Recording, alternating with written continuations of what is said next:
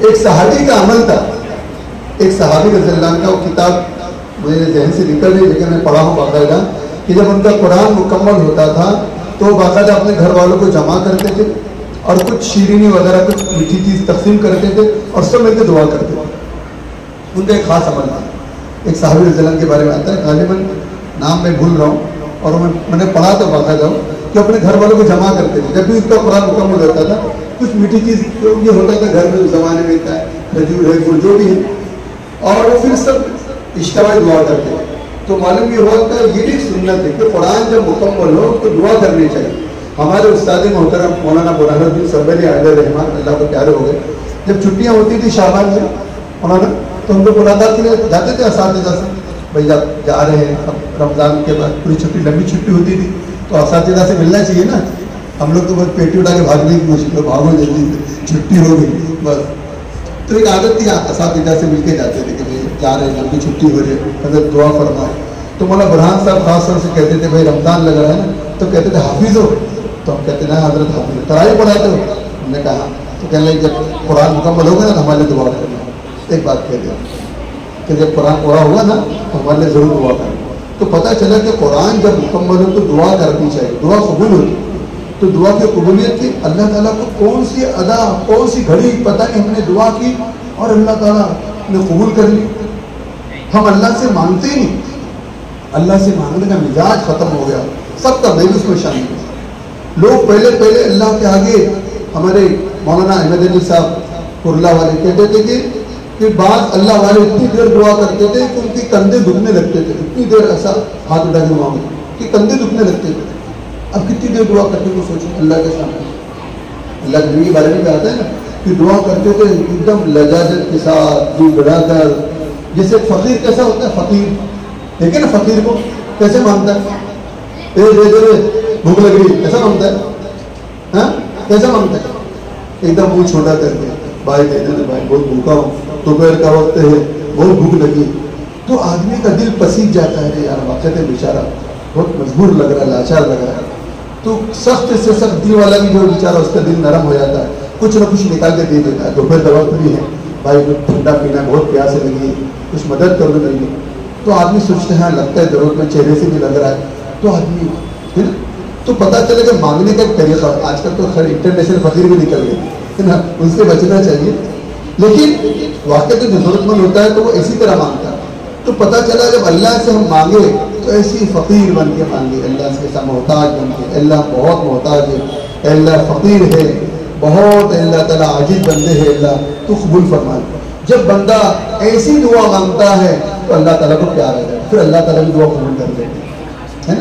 اللہ تعالیٰ حدیث کے اندر آتا ہے کہ رحمت کے 100 حصے اللہ نے کتنے حصے بنائے؟ 100 حصے رحمت کے. بیٹا کتنے حصے بنائے؟ مت بولو رحمت کے کتنے حصے بنائے اللہ تعالیٰ؟ یہ آپ بتاؤ، آپ بتاؤ کیوں بولا اس بچے نے جواب کیوں دیا؟ یہ اس لیے کہتے ہیں استاد کی بات کرے. جب کلاس میں رہتے ہیں ہمارے باپ بچے نیچے باتیں کرتے ہیں. اب ٹیچر کیا سمجھا رہا ہے بورڈ پہ وہی بچہ بتائے گا جس نے برابر دیکھا ہو، جس نے استاد کی بات کو سنا ہو. اور جو ادھر ادھر باتوں میں لگا ہے وہ. تو رحمت کے 100 حصے اللہ نے کتنے حصے بنائے؟ ایک حصہ اللہ تعالیٰ نے دنیا والوں میں تقسیم کیا. کتنا حصہ؟ ایک حصہ. جس میں ماں اپنے بچے سے پیار کرتی ہے، کتنا پیار کرتی ہے. تھوڑی دیر کے لیے اگر بچہ نظروں سے غائب ہوتا ہے، یعنی بڑا گھر ہو اور اچانک اس کا چھوٹا بچہ جو پیدل چلتا ہے وہ دکھائی نہ دے، ارے میرا بچہ کہاں گیا، ارے ابھی تو تھا یہاں پر.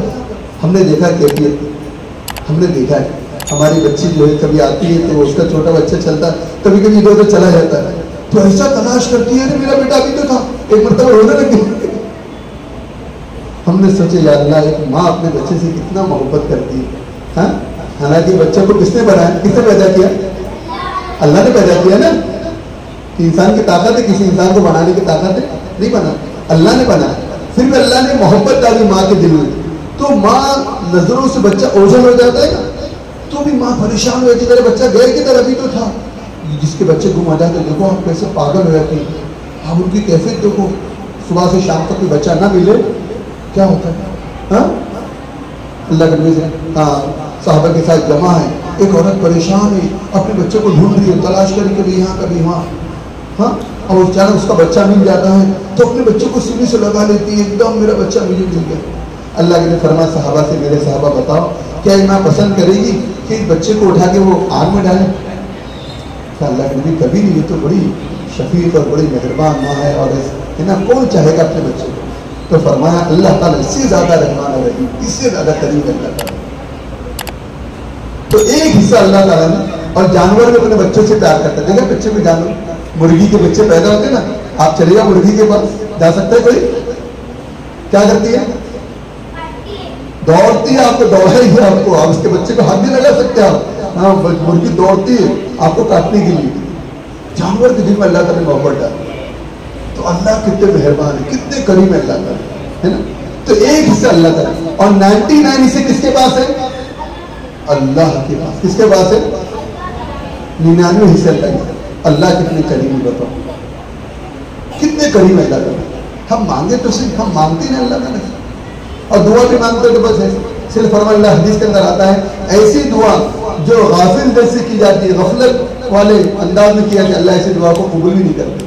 دعا بھی کر رہا ہے، تو دیکھ رہا ہے، دعا بھی کر رہا ہے، مولانا جلدی کرو نا بہت بھوک لگ رہی ہے، جمعہ میں ذرا سی بیان لیٹ ہوا، دعا لیٹ ہوگی تو ارے مولانا بہت لمبا ہو گیا۔ ہاں، دعا مانگو تو بالکل دھیان سے، توجہ کے ساتھ اور یقین کے ساتھ، ایسے مانگو کہ میں اللہ سے دعا کیا ہوں، اللہ میری دعا ضرور قبول کرے گا۔ اللهم صل وسلم دائما ابدا على حبيبك خير الخلق كلهم ربنا تقبل منا انك انت السميع العليم وتب علينا انك انت التواب الرحيم۔ یا اللہ رحم کا، کرم کا، عافیت کا معاملہ فرما۔ یا اللہ ہم سب کو قبول فرما، ہم سب کے پڑھنے پڑھانے کو قبول فرما، ہمیں اور ہماری نسلوں کو دین کی خدمت کے لیے قبول فرما۔ یا اللہ یہاں کے پڑھنے والے پڑھانے والے کو قبول فرما، انتظام کرنے والے منتظمین کو قبول فرما۔ یا اللہ اس بچی عائشہ ذکی چوڑے کا جو قرآن مکمل ہوا اسے قبول فرما۔ یا اللہ زندگی بھر پڑھنے تلاوت کرنے کی توفیق عطا فرما۔ یا اللہ قرآن ترجمے کے ساتھ بھی پڑھنے کی توفیق عطا فرما۔ یا اللہ ہم سب کو اچھی زندگی نصیب فرما۔ یا اللہ ہم سب کو اچھی زندگی نصیب فرما۔ ملک و ملت کے برے حالات سے ہم سب کی اور پورے ملت اسلامیہ کی حفاظت فرما، ہمارے پورے ملک کی حفاظت فرما۔ یا اللہ ہم جس مقام پر شکر محلہ مسجد میں بیٹھے ہیں اس کی حفاظت فرما، روئے زمین کے تمام مدارس کی، مساجد کی، مکاتب کی، دینی اداروں کی حفاظت فرما۔ یا اللہ جتنے کلمہ پڑھنے والے گزر گئے سب کی مغفرت فرما۔ یا اللہ ہم میں سے یہاں جتنے بیٹھے ہیں سب کے دل کی جائز تمنا کو پوری فرما۔ یا اللہ یہ بچے عائشہ نے قرآن مکمل کیا ہے، ان کو اچھی زندگی نصیب فرما، ایمان اعمال والے اچھی زندگی نصیب فرما۔ یا اللہ ان کو اپنی زندگی میں کامیابی عطا فرما، ہر قسم کے شرور و فتن سے اس کی حفاظت فرما، ہر طرح کے خیر سے، عافیت سے اے اللہ ان کو مالا مال فرما۔ ہماری دعا کو محض اپنے فضل سے، اپنے کرم سے قبول فرما۔ وصلی اللہ تعالی علی خیر خلقہ محمد وآلہ وصحبہ اجمعین برحمتک یا